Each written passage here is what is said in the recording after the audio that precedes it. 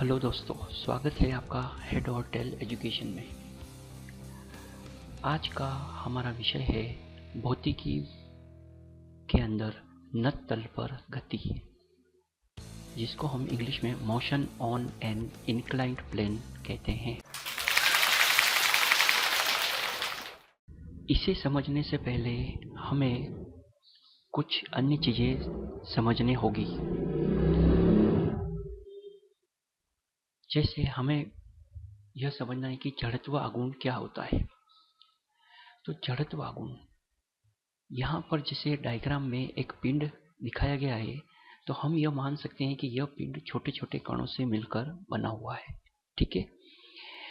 अच्छा, अब यह पिंड, इसके जो यह मुख्य सेंटर एक्सिस है, केंद्र में जो एक्सिस है, उसके और चारों तरफ ये घूमता है। ठीक है। तो हम इस पिंड के इन छोटे छोटे कणों में से कुछ कणों के बारे में हम देखते हैं। जैसे कोई कण M1 है, जिसकी केंद्र से केंद्रीय अक्ष से जो दूरी है वह R1 है। M2 कोई कण है जिसकी दूरी है R2। M3 कोई कण है जिसकी दूरी R3। M4 कोई कण है जिसकी दूरी R4। इस तरीके से इस पिंड में बहुत सारे कण हैं जहां पर जिसकी अलग अलग दूरियां हैं। तथा इसके अंदर जो इन कणों का जो द्रव्यमान है वो भी अलग अलग, जो R2 दूरी पर है उसका द्रव्यमान M2 है, R3 पर उसका द्रव्यमान M3 है, R4 पर उसका द्रव्यमान M4 है। इस तरीके से तो जड़त्व आघूर्ण जो है वो, ये जो कण घूम रहे हैं, ये जो कण, क्योंकि पूरा पिंड इस एक्सिस के साथ घूम रहा है, तो ये सारे कण भी इसके साथ घूम रहे हैं। तो जड़त्व आघूर्ण बोलता है कि जिसको हम I से प्रदर्शित करते हैं। तो I equals to M into r square. M कण का द्रव्यमान है और R मुक्त केंद्रीय अक्ष से उस द्रव्यमान की दूरी है। तो I equal to M R square. Okay. अब यहाँ पर हम देखते हैं कि हम इसका जड़त्व आघूर्ण कैसे निकाल सकते हैं। अगर हम बात करें कि इन सब कणों की, तो यहाँ पर बहुत सारे कण होंगे एक पिंड में। तो हमने इसको यहाँ पर इस तरीके से लिखा, I is equal to I1 plus I2 plus I3 plus so on IN, मतलब सारे कणों का जड़त्व आघूर्ण को हम जोड़ेंगे। फिर हमने I की वैल्यू यहाँ पर रिप्लेस करी, M1 R1 square plus M2 R2 square plus M3 R3 square so on Mn Rn square, इस तरीके से। अब यहाँ पर हमने इनका सबका सम कर दिया, तो यहाँ पर summation of I equal to 1 to n, so Mi R I square.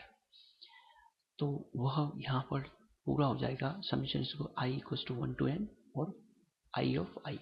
ठीक है। तो यह है जड़त्व आघूर्ण। अब यहाँ पर यह जड़त्व आघूर्ण ऑब्जेक्ट के घूमने का विरोध करता है पिंड के, तो हम इसको जड़त्व आघूर्ण बोलते हैं। अब अगर हम ये सोचें कि इन सभी कणों का जो द्रव्यमान समान है, तो हम इसे गणित के इंटीग्रेशन के द्वारा हल कर सकते हैं। तो I equal to integration DI equal to integration R square DM। तो DM जो यहाँ पर है वो इन सभी कणों का समान द्रव्यमान अल्प प्रदर्शित करता है, बहुत ही कम द्रव्यमान को प्रदर्शित करता है। अब जड़त्व आघूर्ण किन बातों पर निर्भर करता है? क्योंकि हम यहाँ पर देख रहे हैं कि जड़त्व आघूर्ण का जो सूत्र है वो I equal to M into R square है। तो सबसे पहला पॉइंट तो यह मास पर निर्भर करेगा। दूसरा पॉइंट यह है कि जिस पर वो पिंड घूम रहा है उसकी रोटेशन एक्सिस पर निर्भर करेगा। ठीक है, कि हर पिंड कितने दूरी पर है, और उस पर निर्भर करेगा डिस्ट्रीब्यूशन ऑफ मास पर निर्भर करेगा।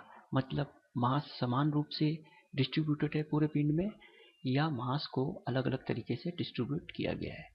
तो यह तो इन बातों पर निर्भर करता है। अच्छा, किन बातों पर निर्भर नहीं करेगा जड़त्व आघूर्ण? तो वो है, इसके घूमने पर निर्भर नहीं करेगा। दूसरा है, इसके कोणीय त्वरण पर निर्भर नहीं करेगा।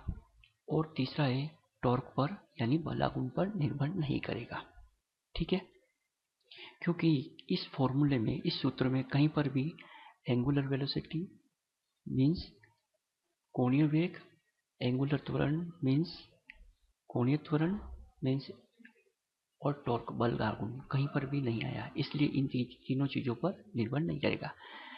इसका जो मात्रक है यूनिट, हम इसे किलोग्राम मीटर स्क्वायर में नापते हैं। ठीक है, अच्छा, इसकी जो डायमेंशन है तो यहाँ पर हम देख रहे हैं कि मास यानी कि m1 और दूरी मतलब r तो L2 और टाइम तो यहाँ है ही नहीं, इसका मतलब ये 0 है, तो डायमेंशन हो गया इसका m1 L2 t0 और यह एक सदिश राशि है। ठीक है, अब हम बात करते हैं घूर्णन त्रिज्या की, जिसे हम इंग्लिश में रेडियस ऑफ गायरेशन कहते हैं। तो घूर्णन त्रिज्या मतलब यह जो पिंड है जिस भी एक्सिस पे घूमेगा उसके सेंटर पॉइंट से लेकर जो दूरी है उसको हम घूर्णन त्रिज्या बोलते हैं, जहां पर इस पिंड का सारा मास केंद्रित होगा। तो इसका जो सूत्र है घूर्णन त्रिज्या का वो है I = mk²। ठीक है, यहाँ पर m जो है पूरे बॉडी का मतलब कि मास है, द्रव्यमान है, और k जो है वो सेंटर से इस द्रव्यमान की दूरी है जहां पर सारा द्रव्यमान केंद्रित है। तो हम इस फॉर्मूले से मतलब सूत्र से इसकी घूर्णन त्रिज्या का कैलकुलेशन इस तरीके से करेंगे। तो I = summation(i) to n, so mi(ri)² mk², मतलब कि सभी कणों की घूर्णन त्रिज्याओं का योग है ना, सभी कणों की घूर्णन त्रिज्याओं का जो सम है वो mk² के बराबर होगा, मेन जहां पर सारे ही कणों का द्रव्यमान बराबर आएगा सारी, तो हम यहाँ पर इसको सम कर देंगे। अब यहाँ पर हम देखें कि k = अब I की वैल्यू तो mi(r²) है, समीशन = 1 to n और डिवाइड बाय m, तो मतलब कि सारे पिंड का मास हमने डिवाइड कर दिया है अलग अलग कणों के मास और उसकी त्रिज्याओं का गुणनफल से। ठीक है, तो ये हमने लिख दिया। अब यहाँ पर इसका मतलब ये हो गया कि k जो घूर्णन त्रिज्या है वो बराबर हो गई है √I/mk। ठीक है, और हम इसे इस तरीके से लिख सकते हैं k = m1r1² मीन्स एक कण का द्रव्यमान, एक कण का जड़त्वाघूर्ण प्लस दूसरे कण का जड़त्वाघूर्ण प्लस तीसरे कण का जड़त्वाघूर्ण सोन, और डिवाइड करेंगे हम हर एक कण के द्रव्यमान से, तो m1 plus m2 plus m3 plus so on. ठीक है, इस तरीके से, तो यह कहलाएगी हमारी घूर्णन त्रिज्या। अब हम इसके अंदर बात करते हैं कि घूर्णन त्रिज्या किस पे निर्भर करती है, डिस्ट्रीब्यूशन ऑफ मास पे। ठीक है, और पोजीशन ऑफ रोटेशन एक्सिस पे। ठीक है, तो घूर्णन अक्ष की स्थिति क्या है और वहां पर मास का द्रव्यमान कैसे वितरित है उस पर निर्भर करती है घूर्णन त्रिज्या।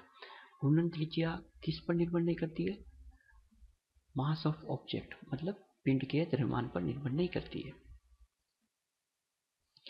इसकी इकाई जो है मीटर है और डायमेंशन है m0 L1 t0।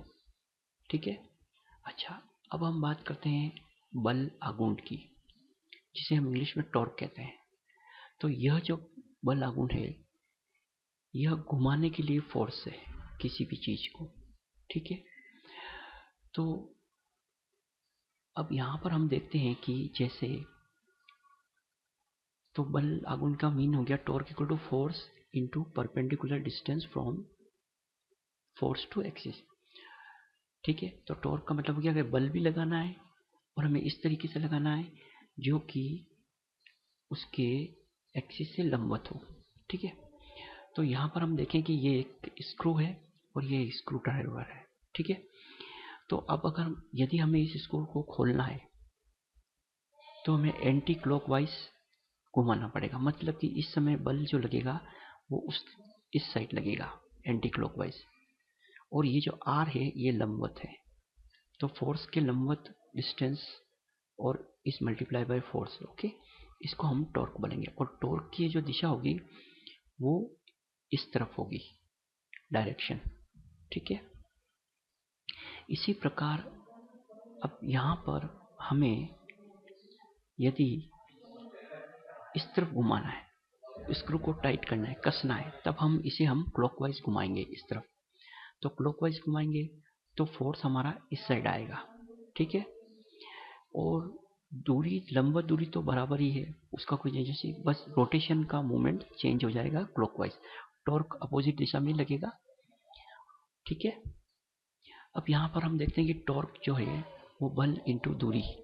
ठीक है, क्योंकि ये क्रॉस मल्टीप्लाई है इसलिए साइन थीटा एफ आर और R F sine theta.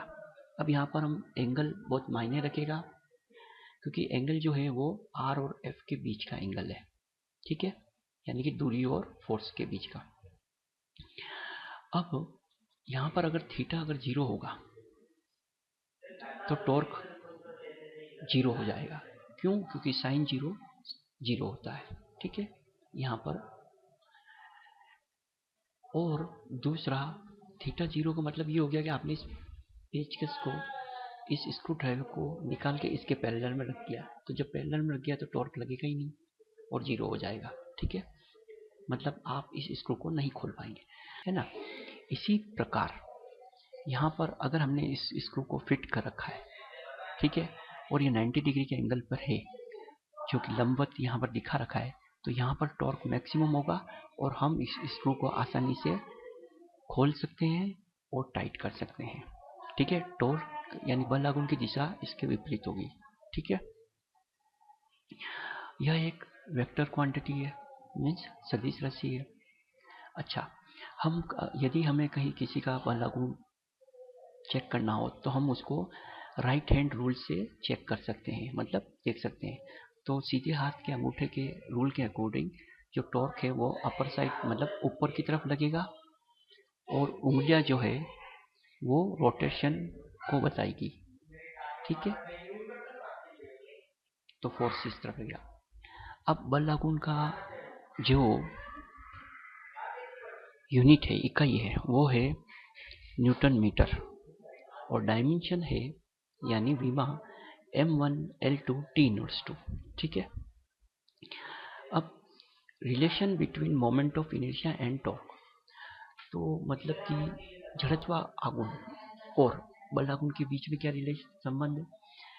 Torque जो होता है वो जड़त्व आघूर्ण और अल्फा मीन्स कोणीय त्वरण के गुणनफल के बराबर होता है। ठीक है, यह इसका रिलेशन है। अब हम बात करते हैं कोणीय संवेग की, मतलब एंगुलर मोमेंटम, एल और जे से जिसे प्रदर्शित करते हैं। एंगुलर मोमेंटम को हम डिफाइन करते हैं, जिस प्रकार हमारे पास रेखीय संवेग होता है उसी प्रकार हमारे पास कोणीय संवेग होता है। तो हम किसी चीज को जब हम घुमाते हैं तो उस समय हमारे पास कोणीय संवेग काम करता है किसी पार्टिकल के लिए, जब वो घूम रहा होता है तो।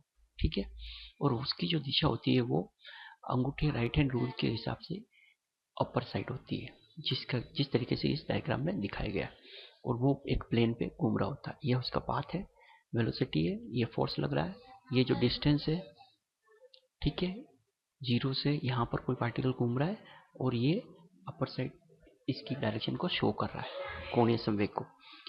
तो हम जानते हैं कि संवेग का जो फॉर्मूला होता है P equal to m into v, मतलब मास इंटू वेलोसिटी। इसी प्रकार कोणीय संवेग यहाँ पर J जो होगा वो दूरी, ठीक है, R इस मल्टीप्लाई बाय P। ठीक है, संवेग इंटू दूरी R। ठीक है, अब यहाँ पर हम देखेंगे कि जो P की वैल्यू है हम रखेंगे एम वी रखेंगे, पी की वैल्यू क्या रख देंगे, एम वी रख देंगे, तो हमारे पास सॉल्यूशन बनेगा एम आर, ठीक है, इस cross multiply by omega r. अब ओमेगा आर क्या है, क्योंकि यहाँ पर हमारे पास कोणीय वेलोसिटी है, इसलिए omega into r, v equal to क्या होता है, ओमेगा इंटू आर, तो ये बन गया हमारे पास आर पी साइन थीटा, ठीक है। तो कोणीय संवेग होगा j equal to m v r sine theta. अब यहाँ पर थीटा जो है वो आर और वी के बीच का एंगल है, आर और वी के बीच का एंगल है, ठीक है। अब क्योंकि हम जानते हैं कि कोणीय संवेग पिंड है, तो पिंड में छोटे छोटे कण होंगे, तो सभी का संवेग निकालना हो तो इंडिविजुअली हम इस तरीके से, अगर हमें पता हो कि पिंड के हर एक का कोणीय संवेग और दूरी क्या है, तो हम इस प्रकार से निकाल सकते हैं। तो J equal to J1 plus J2 plus J3 so on Jn, ठीक है। अब हम बताएं कि R1 P1, ठीक है, J1 means R1 P1 plus J2 R2 P2 plus J3 R3 P3 plus so on Jn Rn Pn। इस तरीके से सभी का अलग अलग संवेग हमने कोणीय संवेग जोड़ लेंगे, तो उसको समीशन से प्रेजेंट करेंगे, J of I equal to 1 to n और summation equal to I equal to 1 to n Ri is multiply by Pi, ठीक है। अब यहाँ पर हम देखें, क्योंकि यह भी साइन थीटा ही है, तो मतलब कि अगर यहाँ पर थीटा 0 होगा तो कोणीय संवेग की वैल्यू जो होगी वो मिनिमम होगी, मीन्स 0 हो जाएगा, ठीक है। अब यहाँ पर अगर थीटा 90 डिग्री है तो कोणीय संवेग की वैल्यू मैक्सिमम होगी, क्योंकि साइन थीटा 1 हो जाएगा और J equal to r p हो जाएगा, और हम कह सकते हैं एम वी आर कह सकते हैं।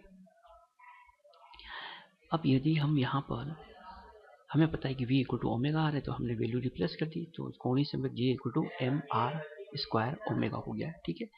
तो हमें पता है कि एम आर स्क्वायर जो होता है वो जड़त्व आघूर्ण होता है, ठीक है। तो हमने यहाँ पे इसको आई ओमेगा लिख दिया, ठीक है। तो यह भी एक कोणीय संवेग का रिलेशन हो गया जड़त्व आघूर्ण के साथ। अब हम देखते हैं कि टॉर्क के साथ इसका क्या रिलेशन है। तो बल आघूर्ण जो होता है वो कोणीय संवेग में परिवर्तन की दर के बराबर होता है, ठीक है, यह इसका रिलेशन है। तो rate of change in angular momentum, ठीक है, कोणीय संवेग के परिवर्तन की दर है,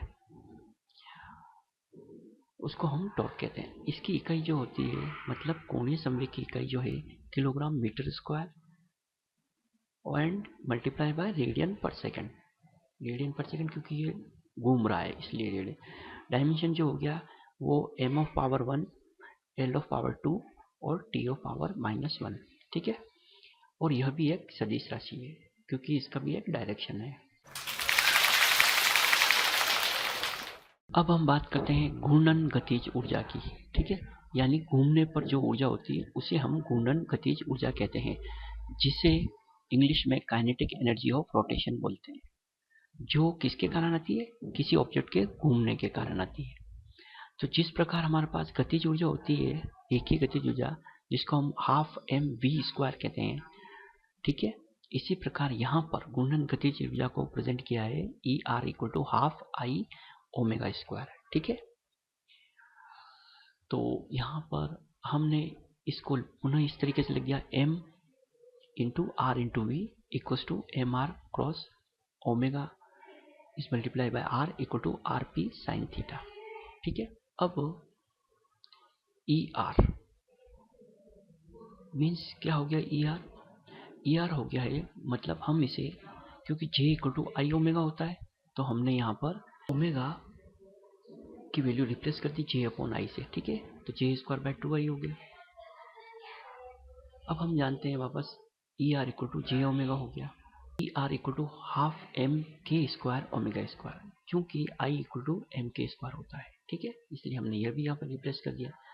तो यह जो है घूर्णन गतिज ऊर्जा के बारे में है। अब हम जानते हैं कि घूर्णन शक्ति क्या होती है। अब जितनी स्पीड से जो ऑब्जेक्ट घूमेगा वह हमें घूर्णन शक्ति कहलाएगी, ठीक है, रोटेशन पावर।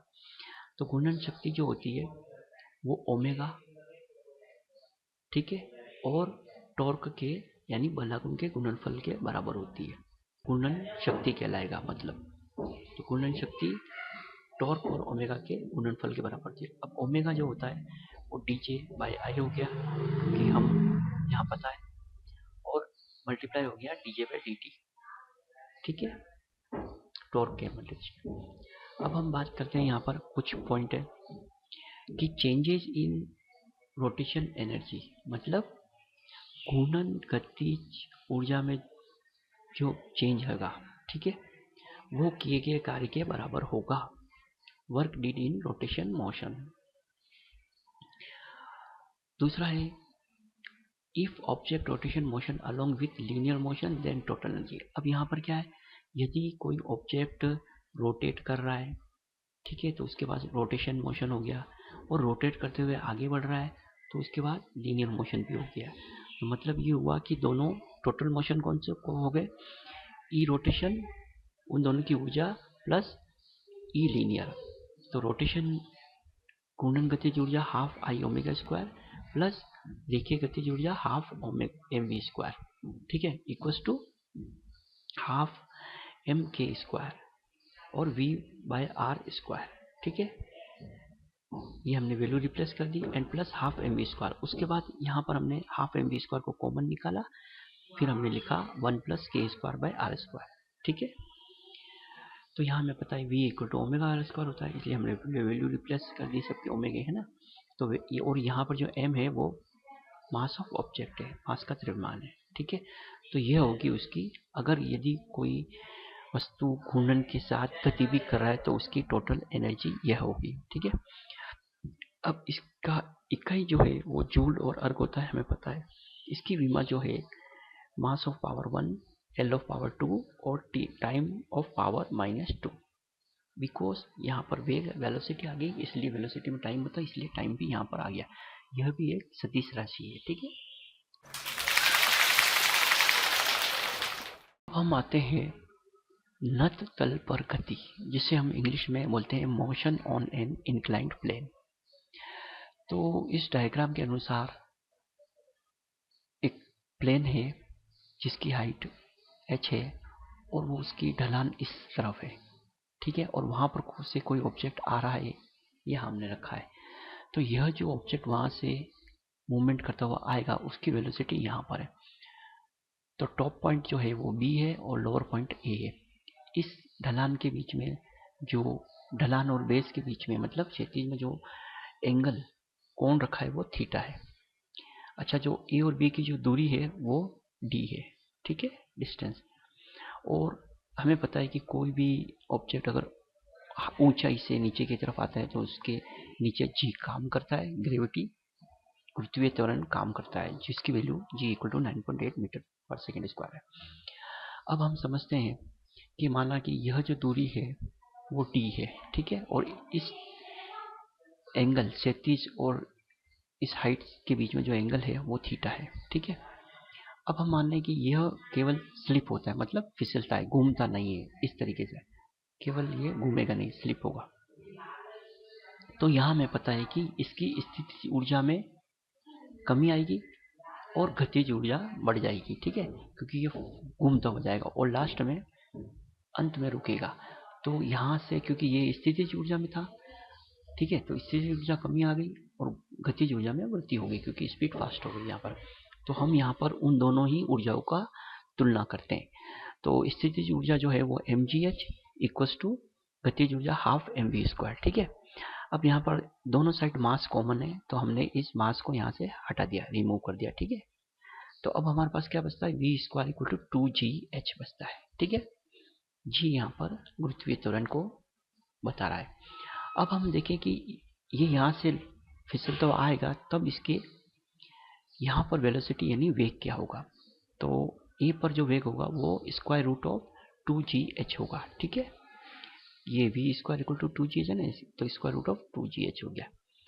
अब हमें पता है कि यहाँ पर हाइट कैसे निकालेंगे, तो हाइट निकालेंगे, यह हमारा क्या है, डिस्टेंस है, और ये हमारा बेस है, और ये हमारा लंब है। ठीक है, तो यहाँ पर हाइट निकालने का हमें पाइथागोरस फॉर्मूला पता ही है, तो हम उससे हाइट निकाल सकते हैं। तो यहाँ पर h इक्वल टू डी और एंगल से मल्टीप्लाई कर देंगे तो ये इसकी हाइट निकल जाएगी, तो d sin थीटा। ठीक है, अब हम देखते हैं वेलोसिटी में हम इस हाइट की वैल्यू को लगा देते हैं तो फॉर्मूला हमारे पास बनेगा square root of 2g d sine theta. तो यह हो गया ए पॉइंट पर वेग। ठीक है, अब हम बात करते हैं त्वरण की कि ऑब्जेक्ट में त्वरण कितना होगा। अब हम देखेंगे कि जैसे जैसे ऑब्जेक्ट नीचे आता जाएगा वैसे वैसे g की वैल्यू कम होती जाएगी, है ना। मतलब कि यहाँ से फिसलेगा, यहाँ पर आएगा और एक जगह पे जाके ये रुक जाएगा। तो यहाँ पर g की वैल्यू कम होती जाएगी, तो मतलब एंगल भी कम होता जाएगा। ठीक है, तो एक टाइम पर जाकर एक समय में यह 0 पे आ जाएगा। तो त्वरण, ऑब्जेक्ट में त्वरण जो बनता है वो g साइन थीटा के अकॉर्डिंग बनता है। ठीक है, अब यहाँ पर हम बात करते हैं object topples only the motion is positional and rotational. अब ऑब्जेक्ट जो B से A की तरफ आ रहा है वो फिसल नहीं रहा है, वो घूमते हुए रोटेट करते हुए अपनी स्पीड बढ़ा रहा है, यानी रोटेट करते हुए नीचे आ रहा है। तो इसे हम टॉपल्स कहेंगे। ठीक है, लुढ़कते हुए मतलब।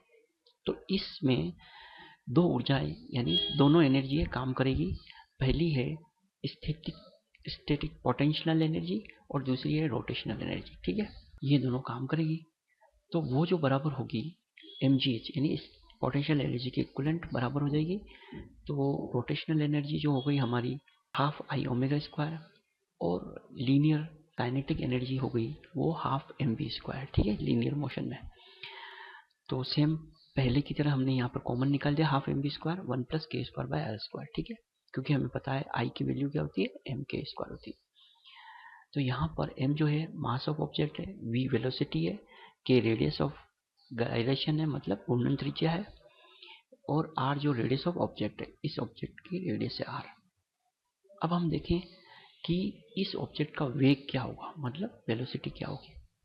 तो हमें पता है, हमने निकाला v equal to 2gh square root. ठीक है, स्क्वायर रूट ऑफ 2gh निकाला।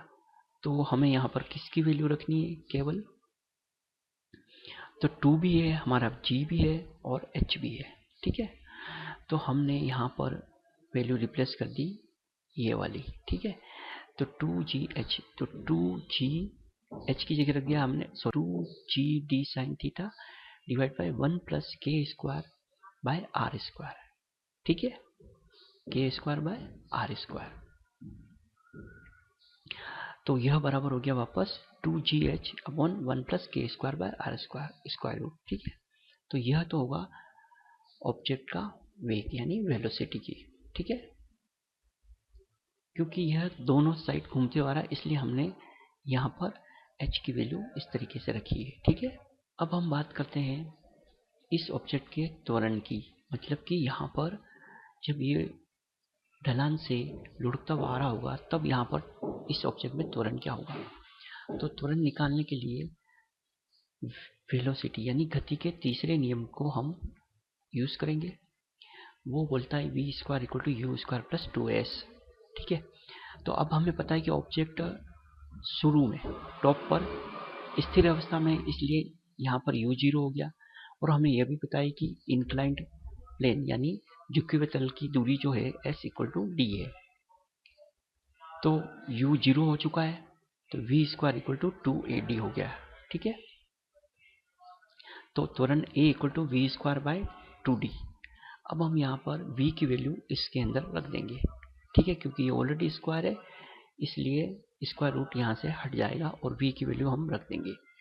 तो v की वैल्यू हमने रखी 2dg sine theta upon 1 plus k square by r square. ठीक है, और इस मल्टीप्लाई 1 अपॉन 2d। अब 2d सेम है इसलिए हमने इसको यहाँ से दोनों कट जाएंगे। तो फाइनल हमारे पास बचेगा त्वरण g sine theta upon 1 plus k square by r square रहेगा। अब यहाँ पर हम बताइए कि हाइट जो होती है d इंटू साइन थीटा है। ठीक है, तो साइन थीटा की वैल्यू हम अगर यदि हम ऐसे रख दें, h की जगह रिप्लेस, साइन थीटा की जगह रिप्लेस कर दें, तो जी H upon D is multiply 1 plus k square by r square. तो यदि हमें दूरी दे रखी है और हाइट दे रखी है तब भी हम उस वस्तु का त्वरण निकाल लेंगे। अब हम बात करते हैं कि उस वस्तु को हाईएस्ट पॉइंट से नीचे पॉइंट तक आने में कितना समय लगा। तो यह हम निकालेंगे गति के दूसरे नियम से। जो है s is equal to u t plus half a t square. अब पहले की तरह वस्तु हाईएस्ट पॉइंट पर स्टेबल है, मतलब स्थिर है, वहां पर उसका u वेलोसिटी 0 है, तो u 0 कर दिया हमने। और दूरी हमें पता है s इक्वल टू डी है, हाई, ठीक है, फ्रॉम टॉप टू बॉटम ढलान की। तो u 0 हो गया, तो हमने लिखा d equal to half a t square, ठीक है। तो t इक्वल टू यानी time equal to square root of 2d upon a. अब हमने a की वैल्यू यानी त्वरण की वैल्यू पहले ही निकाल चुके हैं, तो हमने यहाँ पर त्वरण की वैल्यू रख देंगे। तो t equal to 2d 1 plus k square by r square upon g sine theta, यह त्वरण की वैल्यू हमने यहाँ रख दी, ठीक है। इस तरीके से उसका समय ज्ञात हो जाएगा।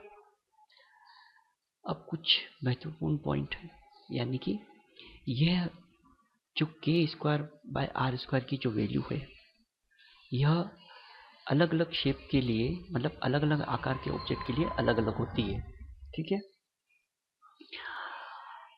यदि के स्क्वायर बाय आर स्क्वायर की वैल्यू बहुत कम है, ठीक है, तो ऑब्जेक्ट जो है वो ढलान में से लेकर टॉप से लेकर बॉटम पॉइंट तक सबसे पहले पहुंचेगा, जिसकी के स्क्वायर बाय आर स्क्वायर की वैल्यू कम होगी, ठीक है।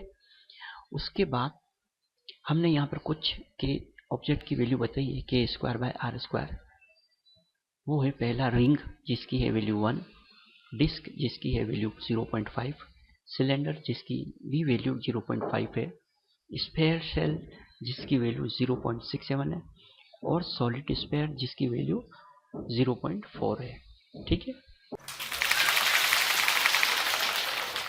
दोनों गतियों का तुलना करेंगे, कंपैरिजन करेंगे कि रेखीय गति में क्या चीजें होती है और घूर्णन गति में क्या चीजें होती है। तो रेखीय गति में होता है इनर्शियल मास, ठीक है, यानी यहाँ द्रव्यमान, जड़त्व द्रव्यमान जिसको बोलते हैं। घूर्णन गति में उसी के कंपैरिजन में मोमेंट ऑफ इनर्शिया, मतलब जड़त्व आघूर्ण होता है। रेखीय गति में डिस्प्लेसमेंट मतलब विस्थापन होता है, दूरी। कोणीय गति में एंगुलर डिस्प्लेसमेंट में थीटा होता है, यहाँ पर दूरी के रूप में, ठीक है। रेखीय वेग में जो हम बनाते हैं वो v equal to d s by d t, ठीक है, दूरी बटा समय के हिसाब से। एंगुलर वेलोसिटी यानी कोणीय वेग को हम omega D theta by d T के हिसाब से बनाते हैं, ठीक है। रेखीय त्वरण जो है वो वेग परिवर्तन की दर होता है, ठीक है, इसलिए a equal to d v by d t और equal to d square s by d t square. इसी प्रकार कोणीय त्वरण अल्फा जो है वो कोणीय वेग की परिवर्तन की दर होता है, तो D omega by d t, और हमने लिख दिया D square theta by d t square, ठीक है। रेखीय गति में होता है रेखीय संवेग, जिसका परिभाषा है p equal to m v, ठीक है, एंगुलर लीनियर मोमेंटम। घूर्णन गति में जो संवेग होता है वो कोणीय संवेग कहलाता है, l equal to I omega, जिसे हम लिखते हैं, ठीक है। रेखीय गति में फोर्स होता है हमारे पास, जिसे हम f equal to m a, ठीक है, मास इंटू त्वरण, और त्वरण को हमने लिखा d v by d t, तो एम वी इस मल्टीप्लाई हो गया तो d p by d t, तो मतलब संवेग परिवर्तन की दर भी बल के बराबर होती है, और मास इंटू वेग परिवर्तन वो भी बल के बराबर होता है, ठीक है। और टॉर्क में इसी प्रकार torque equal to I alpha, तो हमने लिखा I d omega by d t, यानी कोणीय वेग के परिवर्तन की दर, और जड़त्व आघूर्ण का जो गुणनफल होता है वो बल आघूर्ण होता है। इसे हम जैसे यहाँ पर हमने D p by d T लिखा, वैसे ही हम इसे आई ओमेगा से मल्टीप्लाई कर देंगे तो D L by d T हो जाएगा, ठीक है। चलो अब यहाँ पर हम इम्पल्स यानी संवेग की बात करते हैं। तो लीनियर गति में संवेग J इक्वल टू बल इंटू डेल्टा टी, मतलब कितने समय के अंदर यह संवेग जो है वो लग रहा है, तो उन दोनों का गुणनफल इम्पल्स कहलाता है, ठीक है। और ये बहुत छोटे से समय अंतराल के लिए होता है। इसी प्रकार इम्पल्स J यहाँ पर बल आघूर्ण के लिए वो भी समय अंतराल यहाँ पर बहुत कम होगा, और टॉर्क से मल्टीप्लाई यानी बल आघूर्ण से गुणन होगा, जो कि इम्पल्स यानी संवेग कहलाएगा कोणीय घूर्णन गति के अंदर। अब हम बात करते हैं रेखीय गति में हमारे पास गतिज ऊर्जा E equal to half mv² होती है। इसी प्रकार घूर्णन गति में हमारे पास गतिज ऊर्जा यानी घूर्णन गतिज ऊर्जा ER equal to half I omega होती है। वर्क, रेखीय गति में वर्क जो होता है वो बल इंटू दूरी के बराबर होता है।